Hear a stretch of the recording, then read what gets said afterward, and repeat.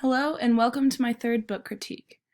This week, my feature book was The Undefeated by Kwame Alexander, and it's an enticing poem displaying some of the most impactful figures in African American history.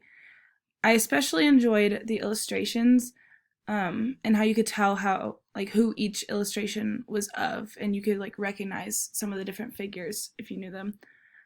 For this book, I created two lesson plans, a third grade social studies lesson plan and a second grade English language arts lesson.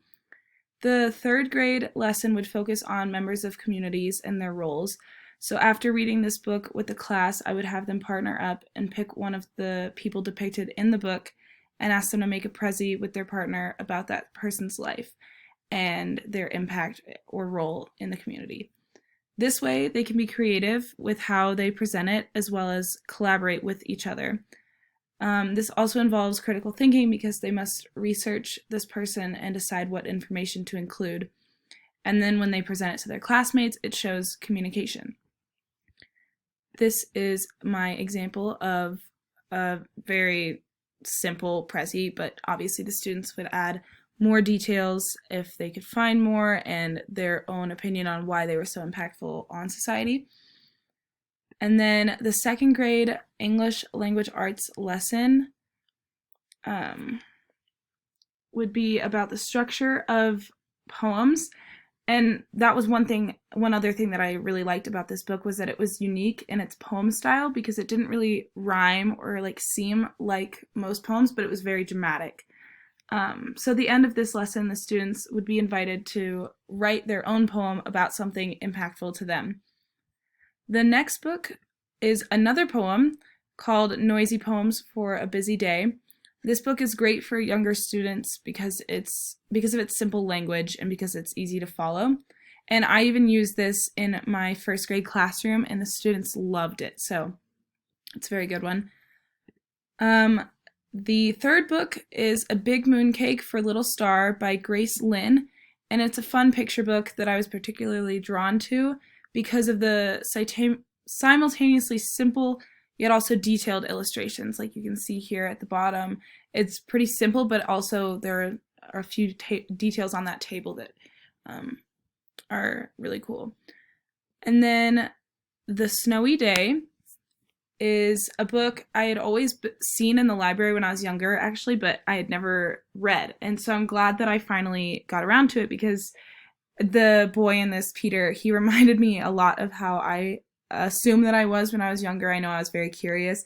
So it was cool to see him exploring throughout the book and through the snow. The next book is possibly my favorite one that I've read for these book critiques. It's Separate is Never Equal, and it's a biography, and I thought it was very educational for me, especially because I got to hear about the Mendez family and how there wouldn't have been a Brown versus Board debate without them, basically. And so as an education major, I thought it was really cool to hear about that for myself. And then the next book, Thank You, Omu, is a colorful book that teaches about generosity. It's perfect for pre-K to second grade students. I actually researched the origin of this book and found out the author wrote it for a class, which I thought was cool, and it proves that classwork can really become something meaningful one day, and it doesn't always have to be for a grade. The second to last book, Rosa, is a biography about Rosa Parks, which I thought was good to read to students learning about public figures like Rosa Parks. And I know this would have been fun to hear about whenever I was in school. I liked this book a lot because it kind of reminded me of The Undefeated. It could be in kind of a similar lesson about African American rights throughout history in America, or something like that. And then the last book is This Is Not My Hat. And it caught my eye, especially because of the unique illustrations. I really liked how the background for all of them was black, which I thought was actually pretty accurate for a fish that would be deep in the sea. So I thought that was interesting. So that was all 8 of my books. thank you for watching, and hopefully you feel inspired to read some of these as well.